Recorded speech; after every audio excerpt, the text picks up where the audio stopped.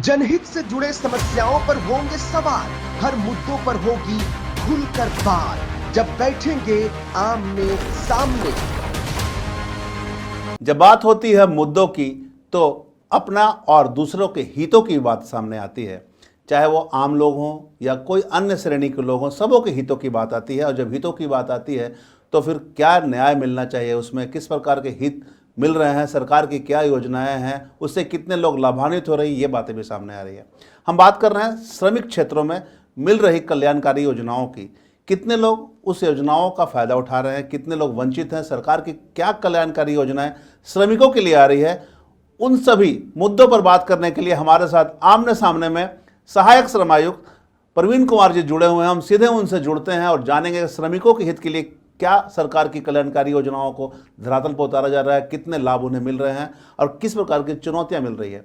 बहुत बहुत स्वागत है प्रवीण जी आपका आमने सामने हमारे इस कार्यक्रम में। जी जी, आपको धन्यवाद। जितने आपके दर्शक देख रहे हैं जी, बहुत बहुत धन्यवाद। ये हम समझना चाहेंगे, चूंकि अब श्रमिक क्षेत्र में सहायक श्रम आयुक्त हैं, कई तरह की श्रम से हित को लेकर बातें आती है, तो अभी जो सरकार की कल्याणकारी योजनाएं हैं क्या हैं श्रमिकों के हित में लिए? तो श्रमिकों के हित के लिए हमारे डिपार्टमेंट में 3 तरह की योजनाएं चलती है जी, और इससे धनबाद जिले में लाखों श्रमिक लाभान्वित हो रहे हैं।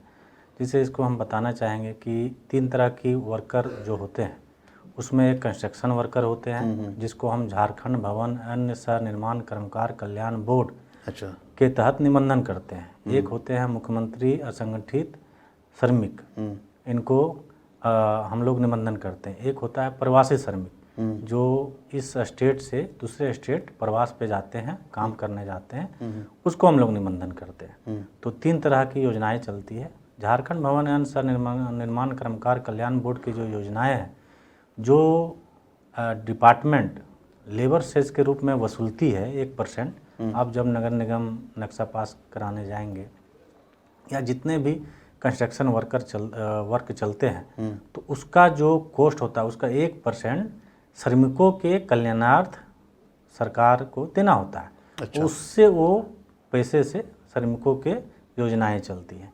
एक योजना है श्रमिक मुख्यमंत्री या संगठित श्रमिक योजना। उसमें वैसे श्रमिक हैं जो कंस्ट्रक्शन वर्कर नहीं हैं, यानी ठेले वाले, खोमचे वाले, कृषि क्षेत्र में काम करने वाले, सिलाई करने वाले, बुनाई करने वाले, वैसे जितने भी हैं वो उस श्रेणी में आते हैं। और प्रवासी का हमने जैसा बताया जो दूसरे स्टेट में काम करने जाते हैं। भवन एवं निर्माण कर्मकार में एक चीज हम आपको रोकना चाहेंगे, जैसे आप बताए ठेले वाले, तो वो लोग तो अपना खुद व्यवसाय उन लोग का हो गया, तो वो क्या श्रमिक श्रेणी में आ गए? वो जी व्यवसाय कर रहे हैं, लेकिन एक तरह का तो वो अपने कल्याणार्थ काम कर रहे हैं, लेकिन वो सरकार उनको सोशल असिस्टेंस यानी सामाजिक सहायता, सामाजिक सुरक्षा की दृष्टि से उनको कुछ आच्छादित करते हैं, ताकि जो यदि इनको कुछ हो जाए तो इनका जो आश्रित हैं वो हमारा जो है वो लेवल पर रहे और जो अपना एक गरीबी की ओर नहीं जाए, अपना एक जो सम्मानजनक जीवन है यापन है वो कर सके, तो उसके लिए योजनाएं चला। तो ये तो आपका हो गया कंस्ट्रक्शन वर्क और ये जो वर्कर हैं वो, इसके अलावा क्या है? इसके अलावा हमारा जितने भी धनबाद जिले में जितने भी कल कारखाने या जहाँ भी वर्कर कार्य कर रहे हैं वहाँ पे श्रम कानून को लागू करवाना हमारा डिपार्टमेंट का कार्य होता है। और जितने श्रम कानून है उसके तहत विभिन्न हम लोग जो कार्य करते हैं और जो मिनिमम जो श्रमिकों का शोषण नहीं हो सके उसके लिए हम लोग प्रयासरत हैं। तो जैसा आपने बताया कि कंस्ट्रक्शन वर्क में 1% राशि देना है, उस वो श्रमिकों के हित के लिए होता है सरकार की योजनाओं के, लेकिन जहाँ पर अलग कार्य हो रहे हैं क्या वहाँ पर भी कुछ राशि लिए जाते हैं? जैसे बड़े बड़े मॉल्स हो गए या वैसे प्रतिष्ठान हो गए जहाँ पर श्रमिक कार्य कर रहे हैं, तो वहाँ से कुछ राशि मिलती है जो कि श्रमिकों के हित में हो पाए? जी जी, इसमें क्या है कि कहीं भी कंस्ट्रक्शन वर्कर कार्य होते हैं, चाहे वो मॉल बन रहे हो, सड़क बन रहे हो, तालाब बन रहे हो, कुछ भी ऐसा कार्य, या अपना घर खुद बना रहे हैं, तो उसका 1% सरकार वसूलती है। जैसे आप नगर निगम में नक्शा पास कराने जाते होंगे तो 1% लेबर सेस के रूप में लेता। अच्छा, वो पैसा लेबर डिपार्टमेंट का होता है, वहाँ से फिर वो कल्याणकारी। तो क्या धनबाद में लोग पैसे देते हैं 1% राशि सेस की? हाँ, तो वो तो कानून है, वो तो देना ही है और देते ही है। आप चाहे सड़क बन रहे हैं जो नहीं देते, हम लोग बीच बीच में निरीक्षण करके उनका जो 1% लेबर सेस होता है उनको वसूलते हैं, उसमें कानून बना हुआ है। और धनबाद में ये विधिवत लोग जमा कर रहे हैं। अच्छा, जो नहीं देते हैं अगर आपको बाद में मालूम चल गया तो वहाँ से मतलब क्या जुर्माना भी लेने का प्रावधान है? जी, उसमें यदि आप नहीं देते हैं तो उसमें 2% ब्याज के साथ जो मूल राशि है उसकी वसूली की जाती है। हाल के दिनों में कई लोगों को नोटिस से भेजा गया था आपके यहाँ से कि सेस की राशि नहीं मिली थी 1%, तो क्या मतलब ये तो नगर निगम को वसूलना है, नगर निगम आपको विभाग को देगी, तो कहीं ना कहीं नगर निगम के तरफ से आपको नहीं मिल पा रहा, तब आपको नोटिस भेजना पड़ा? नहीं, इसमें क्या है कि नगर निगम माडा या जहाँ से वो नक्शा पारित करवा रहे हैं, हो सकता है उस पर वो नक्शा पारित कराएं, उसके बाद एक्सटेंशन और कर रहे हैं तो उसका तो पैसा फिर बनता है जो 1%, या फिर नगर निगम से बाहर है, स्कूल कॉलेजें बन रही हैं तो उनको वो पैसा नहीं जमा किए हैं तो हम लोग वसूलने का कार्य करते हैं। तो इसमें क्या समय भी दिया जाता है कि इतना दिन में आप जमा कर दीजिए? जी, वो जब नोटिस जाती है तो समय उनको मिलता है और 3 नोटिस के बाद फिर हम लोग वसूली का जो प्रक्रिया है सर्टिफिकेट केस करने का, तो उसके तहत फिर वसूली की जाती है। एक और आपने बताया कि श्रम कानून का पालन करवाने के लिए भी आप चाहते हैं कि जहाँ भी लोग काम करें श्रम कानून का पालन हो, तो क्या धनबाद में लोग पालन कर पा रहे हैं वैसा? श्रम कानून का धनबाद में विधिवत पालन हो रहा है और जहाँ लोग नहीं कर रहे हैं वहाँ हम लोग श्रम न्यायालय और सिविल कोर्ट में हम लोग मुकदमा भी दायर कर रहे हैं ताकि किसी श्रमिकों का शोषण एक्सप्लॉयटेशन नहीं हो। अच्छा, नहीं, कुछ कुछ बातें ऐसी सामने आई हैं कि बहुत सारे ठेकेदार ऐसे हैं, चाहे वैसे बिचौलिया हैं, जो मजदूर को बहला फुसला के बाहर काम कराने ले जाते हैं, उनका रजिस्ट्रेशन नहीं हो पाता है या किसी कारण से निबंधन नहीं हो पाता है तो उनको बहुत सारी सुविधाओं का लाभ नहीं मिल पाता है, तो इस पर लगाम लगाने को लेकर कुछ प्लान है क्या श्रम विभाग का? हम लोग प्रचार प्रसार के माध्यम से पिछला साल हम लोगों ने प्रखंड लेवल पर जनप्रतिनिधियों के साथ हमने खुद बैठक किया था कि जो भी श्रमिक बंधु बाहर जाते हैं, प्रवास पे जाते हैं, वो एक रजिस्ट्रेशन जो माइग्रेंट वर्कर का है वो करवा लें। उसमें क्या है कि आप कहाँ जा रहे हैं, कोई कौन सा ठेकेदार आपको लेके जा रहा है उसका एड्रेस देना होता है। यदि आपके पास कोई घटना या दुर्घटना बाहर में हो जाए तो उससे क्या है हम लोग जल्दी से ट्रैक कर पाएंगे किसने, कौन सा नियोजक या कौन सा एम्प्लॉयर इनको लेके गया है, कौन सा ठेकेदार लेके गया है। फिर उस पर हम लोग है सो विधिवत कार्रवाई FIR या जो भी है कानून के अंतर्गत अंतर्राज्यीय प्रवासी श्रमिक कानून के तहत हम लोग फिर उसको पालन करवाते हैं। लेकिन लगातार आप लोग जागरूकता भी करते हैं, बावजूद कुछ ऐसे लोग हैं जो कि चले जाते हैं ठेकेदार के चुंगल में फंस कर, तो उस पर लगाम लगाने को लेकर आप लोगों का कुछ प्लान है विभाग का कि कैसे लगाम लग पाए पूरी तरह? विभाग का समय समय पर जो जागरूक कार्यक्रम है वो चलते रहते हैं। आप देखे होंगे कि धनबाद स्टेशन पर भी हम लोगों ने 1 महीना कैंप किया था कि जो व्यक्ति बाहर जा रहे हैं कम से कम वर्कर रजिस्ट्रेशन करवा लें। जनप्रतिनिधियों के साथ हमने बैठक की है, साथ ही जितने चौक चौराहे ब्लॉक लेवल पर जितने भी बैनर वगैरह हैं उनको हमने डिस्प्ले करवाया है। तो ये जागरूक का कार्य रह गया। दूसरा चीज़ है कि लोग खुद जागरूक हों कि हमारा अधिकार क्या है, हमको कैसे हम बाहर सुरक्षित रह सकते हैं। तो इसको लोगों को थोड़ा सा इसमें जागरूक होने की आवश्यकता है, आगे बढ़ना पड़ेगा लोगों को, बढ़ना पड़ेगा। अच्छा, एक चीज़ और समझना चाहेंगे, जैसे जो श्रमिक हैं आपके यहाँ निबंधन हो चुके हैं, उनके बच्चों की पढ़ाई को लेकर भी कुछ प्लान है, सरकार की योजनाएं हैं क्या कि स्कॉलरशिप को तहत आच्छादित किया जाए उनका? जो मैंने बताया कि निर्माण श्रमिक में 13 तरह की योजनाएं हैं जी। यदि कोई व्यक्ति निबंधन करवाता है और वह कंस्ट्रक्शन वर्कर है तो उसमें क्या है कि हम लोग शुरू में उसको 1000 रुपये DBT के, जितने भी पैसे जाते हैं DBT के माध्यम से जाते हैं, उसको सेफ्टी किट खरीदने के लिए हम लोग 1000 रुपये देते हैं। अच्छा। ताकि वो जूता हेलमेट वगैरह पहन सके। उसके बाद 3 महीने होते हैं तो औजार किटानी, जो कोई वर्कर बढ़ई का कार्य कर रहा है या कोई राजमिस्त्री का कर रहा है या कोई रेजा कुल्ली का कार्य कर रहा है, तो जो उसमें आवश्यकता है खरीदने का, कुछ इक्विपमेंट खरीदने का, तो उनके लिए 5000 रुपये हम लोग DBT के माध्यम से देते हैं। फिर यदि कोई महिला वर्कर है तो डिलीवरी के केस में 15,000 रुपये उनको मिलता है। यदि कोई वर्कर दुर्घटना हो गया और 5 से 40 दिन के बीच हॉस्पिटल में भर्ती रहा तो जो मिनिमम वेजेज है उनको हम लोग 40 दिन का मिनिमम वेजेज हम लोग देते हैं। चूँकि वो कार्य कर रहा नहीं होता है तो इसी स्थिति में वो परिवार कैसे चलावे, तो हम लोग यहाँ आवेदन देते हैं, उसको फिर हम लोग देते हैं। उसके अलावा उनके 2 बच्चों के लिए स्कॉलरशिप का प्रावधान है, पहला से 8वां तक 5000 रुपया ये 5,000 क्या एवरी हर मंथ है या साल में? नहीं, साल में। साल में। साल में। और जो 9 से 12 तक उनको 10,000 रुपया, और 12 से ग्रेजुएशन तक 20,000 रुपया। अच्छा। और कोई इंजीनियरिंग है बैकग्राउंड या मेडिकल कर रहे हैं तो उनको सालाना 50,000 रुपये इसमें प्रावधान है। और यदि किसी की दुर्घटनावश या डेथ हो जाती है तो दुर्घटना में 4 लाख रुपये दिया जाता है, 4,10,000 रुपये, और सामान्य मृत्यु पर 2,10,000 रुपये। एक तरह से बीमा है, ताकि श्रमिकों का जो आश्रित है वो जब भी पैसे मिलते हैं तो वो अपना कार्य कुछ स्वरोजगार करके अपना जीवन यापन कर सके, तो इसके लिए सरकार पैसे देती है। मतलब जिनका निबंधन आपके यहाँ उन्हीं को मिलेगा, जिनका निबंधन नहीं है नहीं मिलेगा? हाँ, जिनका निबंधन है उनका। और 60 वर्ष हो जाता है तो 1,000 रुपये पेंशन का भी श्रमिकों के लिए। जिनका निबंधन हो चुका उनको हो चुका है, तो ये सारी ये तो बहुत अच्छी पहल है सरकार की। जी, सरकार की। तो इसके बावजूद भी क्या लोग निबंधन नहीं करवा पा रहे हैं? नहीं, निबंधन हमारे यहाँ लगभग 1 लाख के आसपास है, और जिसमें हमारा 70,000 के पास ऑनलाइन डेटा है और 30,000 के पास ऑफलाइन है, जिसको हम लोग ऑनलाइन करने का प्रयास कर रहे हैं। और लगभग 1 लाख डेटा हमारा निर्माण श्रमिक है, और 1 लाख प्लस डेटा हमारा असंगठित श्रमिक है। तो दोनों मिला के 2 लाख लोग रजिस्टर्ड हैं, इसका लाभ भी उठा रहे हैं। हमारे पास महिलाएं आती हैं कि हम बच्चों को इसलिए पढ़ा पा रहे हैं कि हमारे यहाँ से जो बच्चों के लिए कलम कॉपी की आवश्यकता होती है वो यहाँ से मिल जा रही।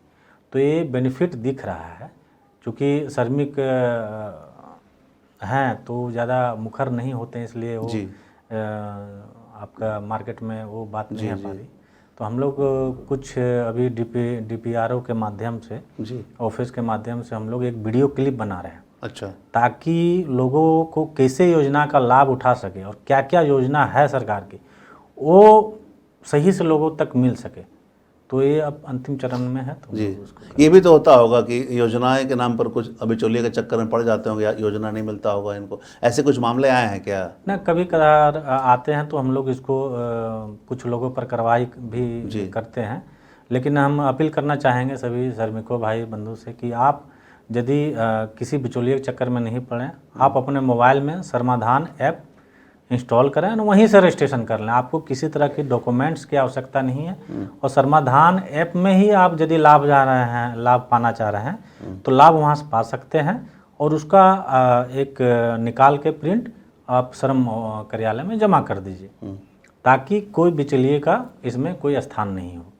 तो लोगों को मतलब कैसे इनरोल होना पड़ेगा आपके यहाँ? चूँकि मेरे यहाँ थोड़ा सा दिक्कत है, इसलिए है कि सभी प्रखंड में एक लेबर श्रम परिवर्तन पदाधिकारी को होना चाहिए था, लेकिन अभी नहीं है, अभी प्रक्रिया में है। जी। और प्रक्रिया में है तो जिसके कारण लोगों को जिला में आना पड़ता है जमा करने के लिए आवेदन। तो जैसे ही 2, 4, 5 जो महीने लगेंगे जी, यदि हमारा श्रम परिवर्तन पदाधिकारी आ जाते हैं तो प्रखंड स्तर में भी उनका आवेदन लेने की, उसको जिला नहीं आना पड़ेगा, वहीं आप आवेदन दे सकते हैं। वहाँ से ऑनलाइन करा के आप हमारे पोर्टल पे आ जाएगा, हमारे पोर्टल में अप्रूव्ड होगा, फिर आप उनके खाते में पैसा चला जाएगा।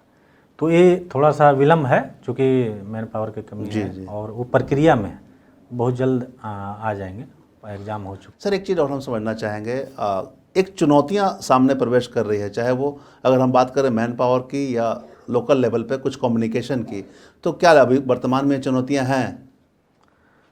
वर्तमान में कुछ चुनौतियां हैं, लेकिन चूँकि जितना हमारा मैन पावर है उसमें कार्य करना है और श्रमिकों के हितों के लिए करना है, तो हम लोग कर रहे हैं, उसी में कर रहे हैं। तो सर जैसे आप समझना चाहेंगे, अभी भी कुछ ग्रामीण क्षेत्रों में कुछ ठेकेदार हावी हैं जो लगता है मजदूरों को बरगला देते हैं कि अरे कोई ज़रूरत नहीं है, ऐसा कुछ होता है, मामला आता है? नहीं, मामला तो आते हैं, हर एक महीने 40-30 शिकायतें आती है, और उसको हम लोग रिजॉल्व भी करते हैं। और जितने भी मान लीजिए किसी मजदूरी भुगतान समय पर नहीं हुआ, या मिनिमम वेजेज नहीं दिया, किसी को पैसे नहीं दिए, किसी को ग्रेजुटी नहीं मिला, किसी को मैटरनिटी बेनिफिट नहीं मिला, तो जितने भी श्रम कानून हैं उनके अंतर्गत आते हैं, और इसको हम लोग प्रायोरिटी बेसिस पे हम लोग लेते हैं, और उसको हम लोग जो हक है वो दिलवाते हैं। तो ठेकेदार पर भी कुछ शिकंजा कसे जो लोगों को बरगला रहे हैं, इसका भी पहल करने का प्लान है विभाग का? ठेकेदारों पर तो जो हमारा श्रम कानून है, बीच बीच में हम लोगों ने जैसे अभी बोनस का बहुत सारे नोटिस निर्गत किए हैं इंस्पेक्शन करके, ताकि जो उनको बोनस, चूँकि दिवाली के अंदर उसको दिवाली 31 दिसंबर तो उसको बोनस दे देना है जी। तो उसको हम लोग अभी से ही फॉलो अप कर रहे हैं, ताकि किसी भी श्रमिक ये नहीं को लगे कि हमको बोनस नहीं मिला है। तो जितने भी हैं और यहाँ के नियोजक भी जो हैं वो श्रम कानून में शिक्षित है, तो उनको वो जो बोनस का है वो लगभग दिवाली तक मिल जाता है, अधिकांश लोगों को मिल जाता है। बहुत कम शिकायतें आती हैं तो जिसको हम लोग रिजॉल्व करा लेते हैं, उनको दिलवा देते हैं। हाल के दिनों में कई संस्थानों को नोटिस आपके द्वारा भेजे गए हैं, चाहे वो स्कूल की हम बात करें या हॉस्पिटल की, क्या ये मामला है, किस कारण से नोटिस भेजे गए थे? बहुत सारे शिकायतें आ रही थी स्कूलों में कि जो गैर शैक्षणिक कर्मी हैं उनको मिनिमम वेजेज नहीं मिल पा रहा है, यानी झारखंड सरकार का जो निर्धारित रेट है, जो वेतन देने का रेट है। क्या रेट है इनका निर्धारण? उसका 4 तरह का कैटेगरी है, अनस्किल्ड है, सेमी स्किल्ड है, स्किल्ड है, हाईली स्किल्ड, उसके अनुसार रेट तय है। तो क्या नहीं दे रहे हैं लोग? तो वैसे शिकायतें आ रही थी, इसलिए हम लोगों ने जितने भी धनबाद जिले में जितने भी स्कूल थे सभी को नोटिस जारी किया था।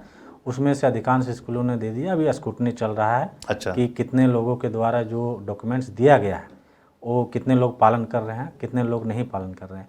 जो पालन नहीं करेंगे उनको मिनिमम वेजेज एक्ट 1948 के तहत हम लोग मुकदमा या क्लेम श्रम न्यायालय में दायर करेंगे। तो जांच में ये बातें आई क्या कि सही में लोग नहीं दे रहे हैं, मतलब कहीं ना कहीं श्रमिकों का जो हित का पैसा वो काट मार रहे हैं?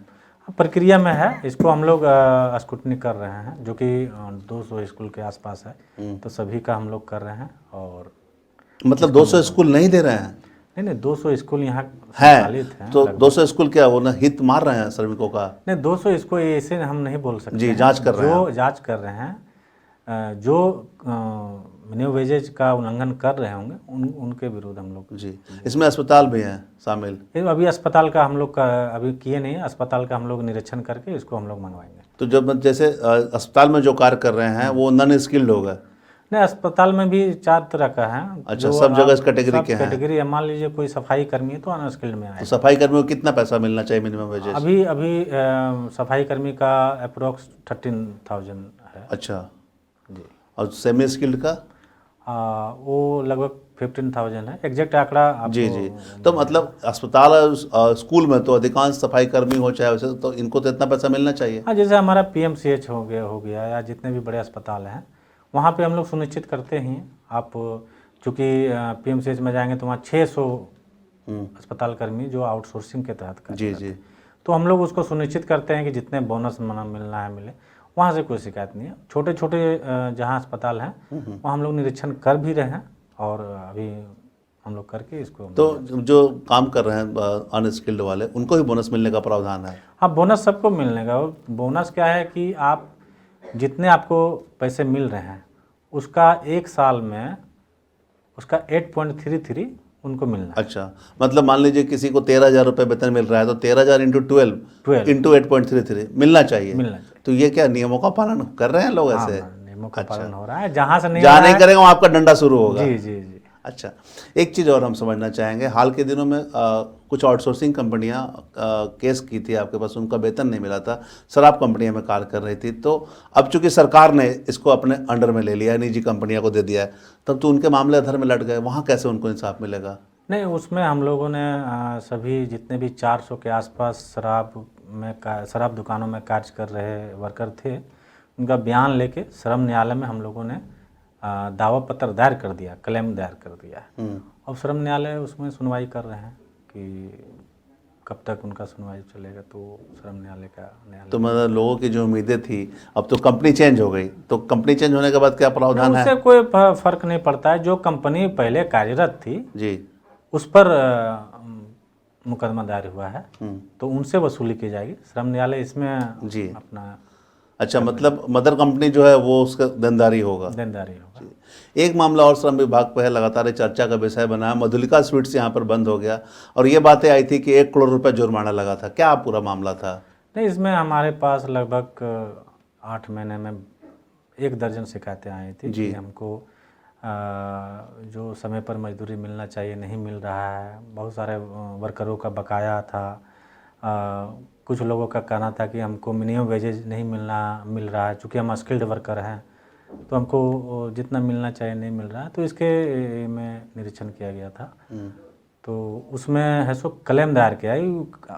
श्रम विभाग के अफसर को ये पावर नहीं है कि कोई जुर्माना लगा दे, वो भ्रामक बातें हैं जी। श्रम विभाग जुर्माना नहीं लगाता, श्रम विभाग क्लेम दायर करता है श्रम न्यायालय के पास जी। जो श्रम न्यायालय में जो न्यायाधीश होते हैं वो जुर्माना लगाते हैं। तो भी तो प्रक्रियाधीन है जी। इसका कोई ऑथेंटिक नहीं है कि वो श्रम विभाग 1 करोड़ का जुर्माना लगा दिया, वो श्रम न्यायालय पे डिपेंड करता है, हो सकता है नहीं लगावे, 0 पे। नहीं तो जैसे कंप्लेन आया है तो कहीं ना कहीं जो काम कर रहे हैं उसके संस्थान में उसका तो हित मारा जा रहा है, तो आपके न्यायालय में ही आएगा वो सरन। तो जैसे श्रम विभाग की कई तरह की योजनाओं को आप आच्छादित करें सरकार की, तो अगर उन्हें नहीं मिल रहा है तो श्रम विभाग को एक्शन लेना पड़ेगा। श्रम विभाग देखिए, इसमें श्रम विभाग जो शिकायतें आई उसके आलोक में कार्य किए। अब जहाँ तक बात रहा जुर्माना लगाना जी, जुर्माना श्रम विभाग नहीं लगा सकता। अच्छा, उनको पावर ही नहीं। जुर्माना श्रम न्यायालय लगा सकते हैं। तो हमने श्रम न्यायालय से प्रेयर किया है कि ऐसी जो तो उनके जो जिसको पैसा नहीं दिया गया या कम मिल रहा है तो उनको क्या पैसा दिलाएंगे आप लोग? वो न्यायालय में अभी जुड़े मामला चल रहा है। अच्छा, तो इसमें उनका पक्ष में सोकॉज किया गया संस्थान को कि भैया कैसे नहीं दे रहे हैं, क्या दे रहे हैं, तो संतोषजनक जवाब आया क्या? ऐसा कुछ संतोषजनक जवाब नहीं रहने के कारण ही श्रम न्यायालय जी में दावा पत्र दायर होता है जी। नहीं मैं समझ गया, क्योंकि मधुलिका शुरू से विवादों में रहा है, चाहे क्वालिटी की उसके खाने की बात हो या पानी की बात हो। पानी सप्लाई में भी नगर निगम ने केस किया है, क्वालिटी बढ़िया नहीं थी मिठाई की तो फूड विभाग ने भी केस किया, तो ये लगातार विवादों में रहा है। तो अगर सही में श्रमिकों के हित के लिए श्रम विभाग काम कर रहा है तो उनका हित भी होना चाहिए।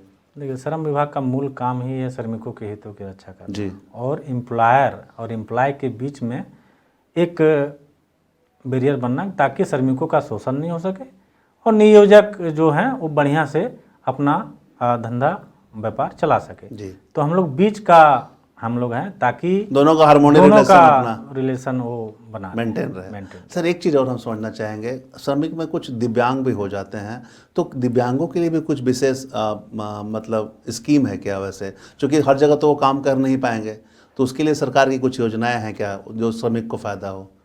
हम लोग डिपार्टमेंट में इस तरह का स्पेशली दिव्यांगों के लिए नहीं है, लेकिन नियोजन कार्यालय में दिव्यांगों के लिए स्थानीय स्तर पर जो रोजगार मेला लगता है वहाँ पे लोकल में कैसे रोजगार मिले उनके लिए प्रयासरत है नियोजनालय। अच्छा, एक बाल श्रम भी कुछ हद तक बढ़ावा हो रहा है आज के डेट में, हालांकि बीच में इस पर रोक लगी थी, लेकिन चोरी छुपे अभी भी लोग बच्चों से कार्य करवा रहे हैं, उस पर पहल करने का क्या कुछ प्लान है? देखिए, इस वित्तीय वर्ष हम लोगों ने 6 बच्चों का रेस्क्यू करवाया था और सभी का रिहेबिलिटेशन करवाया, सभी को स्कूलों में एडमिशन करवाया। क्योंकि बाल श्रम एक सामाजिक बुराई जी है, तो इसको लोगों को मैं धनबाद वासियों से अपील करना चाहूँगा कि कम से कम वैसे बच्चे जो 18 साल से कम है उनसे काम नहीं लें, उनके पढ़ने की उम्र है और उस तरह की बातें हैं तो आप लगता है कि वो अपने उनके माँ बाप या उनको वो चीज़ें नहीं दे पा रहे, तो प्रशासन को आप खबर करें या लेबर डिपार्टमेंट को करें, हम लोग उनका निःशुल्क आवासीय विद्यालय में नामांकन करवाएंगे और 12 तक निःशुल्क वो पढ़ेगा, उनको खाने रहने की व्यवस्था हम लोग सरकार करवाएगी। अच्छा, चाहे जितने ही बच्चे जितने भी रेस्क्यू होता है तो हम लोग करवाते हैं। यदि वो इस तरह का किसी को आवे कि हम लोगों ने मजबूरी में रख लिया चूँकि इनको खाना नहीं मिल रहा था, तो ऐसे बच्चे को आप रखिए नहीं, कार्य मत करवाइए। यदि कार्य करवाते हैं तो उनको एडमिशन भी करवा दीजिए, नामांकन करवा दीजिए और एक लिमिटेशन है कि हम अपने बच्चों की तरह 2 घंटा कार्य लेंगे, फिर वो अपना स्कूल जाएंगे और वहाँ पढ़ाई करेंगे। तो उस तरह से आप कार्य ले सकते हैं अपने बच्चों की तरह। अच्छा। कि जैसे हमारे बच्चे पढ़ रहे हैं, फिर मतलब पढ़ाई के दौरान आपको काम नहीं कराना है। और वैसे बच्चे जो इसको आप रख रहे हैं भरण पोषण के लिए, तो आप श्रम विभाग को सूचना दें, पढ़ाई लिखाई का खर्चा हो एक फॉर्म है उस तरह का जी, आप हमको सूचना दे दें कि हम वैसे एक बच्चे हैं हमारे यहाँ, हम इनको नामांकन विद्यालय में पढ़ा भी रहे हैं और इनसे 2 घंटा हम कार्य भी ले रहे हैं, तो वैसे बच्चों को सूचना हमारे रहेगी तो हम कोई कार्रवाई नहीं करेंगे, लेकिन अपने बच्चों की तरह उनको रखना होगा। एक चीज़ और हम समझना, चलिए श्रमिकों के हित की तो बात हो गई, लेकिन श्रमिक जहाँ काम कर रहे हैं, चाहे वो प्रतिष्ठान हो, संस्थान हो, कॉरपोरेट हाउस हो या जो भी हो, तो उनका हित कैसे होगा? हर जगह तो श्रमिकों के हित हो, कहीं ना कहीं कॉरपोरेट हाउस वाले भी तो श्रमिक ही हैं, तो उनके हित को लेकर क्या होना चाहिए? कॉरपोरेट हाउस चूँकि वहाँ पे जितने भी हैं वो अपने श्रम अधिकारियों के प्रति सचेत रहते हैं। अच्छा। और जैसे ही उनको लगता है कि हमारा हनन हो रहा है तो ईमेल के माध्यम से या किसी के माध्यम से वो सूचना दे देते हैं, तो हम लोग फिर उनको जो कार्रवाई हम लोग करते हैं। मतलब श्रमिकों के खिलाफ भी कार्रवाई करते हैं आप लोग? वो तो नहीं करते होंगे श्रमिकों, चूँकि हम लोग आपको पहले बताएं कि एम्प्लॉयर एम्प्लॉय के बीच में है हम लोग श्रमिकों के हितों की रक्षा करते हैं। और व्यापार धंधे खराब नहीं हो तो वो श्रमिकों जो की जबरदस्ती हम तालाबंदी या उस तरह की बातें हैं कि आंदोलन करना उस तरह का, तो हम लोग उसको भी रोकने का कार्य करते हैं कि नहीं, आप इलीगल किसी तरह का हड़ताल तालाबंदी नहीं कर सकते। तो हम लोग एम्प्लॉयर को भी हम लोग बचाते हैं और एम्प्लॉय को भी बचाते हैं। अच्छा, दोनों मतलब एम्प्लॉयर और एम्प्लॉय दोनों के बीच परस्पर संबंध बना रहे, किसी को कोई नुकसान नहीं हो, वो लेबर डिपार्टमेंट कार्य करता है। जी। तो सर, अब अधिकांश मामले तो आते होंगे, यही मामले आते होंगे विभाग में आपके, चाहे श्रम न्यायालय में, कि लोगों को वेतन नहीं मिल पा रहा है या किसी कारण से लोगों को बिना किसी कारण का हटा दिया जा रहा है, तो ये कहाँ तक उचित है? देखिए, किसी का एक नियम है कॉन्ट्रैक्ट लेबर एक्ट में कि किसी संस्था में 100 वर्कर कार्य कर रहे हैं तो हटाने का प्रक्रिया है कि जो लास्ट में आया, जो लास्ट कार्य करने आया, तो वो उनका प्राथमिकता होगा। यदि आपको छटनी करना है तो पहला छटनी होगा। अच्छा। लेकिन जो पुराने हैं उनको आप ऐसे नहीं हटा सकते, प्रक्रिया है। यदि आप उन्होंने किसी तरह का नुकसान पहुंचाया या वो अच्छे से अनुशासनहीन है तो उनका एक प्रक्रिया कि आप उनको नोटिस करें कि आपने ऐसे ऐसे कार्य कर रहे हैं, मैं आपको क्यों नहीं हटा दूं। लेकिन आपकी अचानक आप नहीं आइए कल से, उस तरह की नहीं है। श्रम कानून में इसका फिर हम लोग उल्लंघन मानते हैं।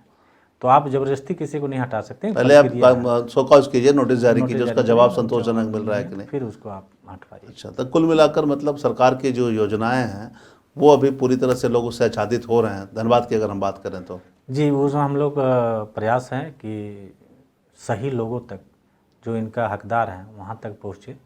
हमारे जो कल्याणकारी योजनाएं हैं, बहुत सारी योजनाएं जैसे हमने बताया, और जो श्रम कानून का पालन है सभी नियोजक कर ही रहे हैं। यदि किसी तरह की बात हो तो श्रम विभाग धनबाद में है, और जैसे ही हमारा प्रखंड लेवल में आ जाएंगे तो फिर और सभी को आसानी होगी। तो ये हमारे साथ आमने सामने में सहायक श्रम आयुक्त प्रवीण कुमार जी थे। कई तरह की बातों पर खुलकर बातें हुई, कई तरह के मुद्दों पर खुलकर बातें हुई, और श्रमिकों के हित में क्या क्या योजनाएं सरकार चला रही है, किन योजनाओं से श्रमिक को आच्छादित किया जा रहा है, तमाम तरह की योजनाओं को इन्होंने खुलकर रखा। और लोगों से अपील भी की है कि अगर आपने निबंधन करा लिया है तो ठीक है, नहीं निबंधन कराया है तो श्रम विभाग में निबंधन करा लें, ताकि सरकार की जो कल्याणकारी योजनाएं हैं उनका आप लाभ उठा सकें और अपना जीवन यापन कर सकें। अगले एपिसोड के आमने सामने में हम आपको एक अलग शख्स से मिलवाएंगे और जानेंगे मुद्दों और समाधान के बारे में। तब तक के लिए बने रहे मिरर मीडिया के साथ। जनहित से जुड़े समस्याओं पर होंगे सवाल, हर मुद्दों पर होगी खुलकर बात, जब बैठेंगे आमने सामने।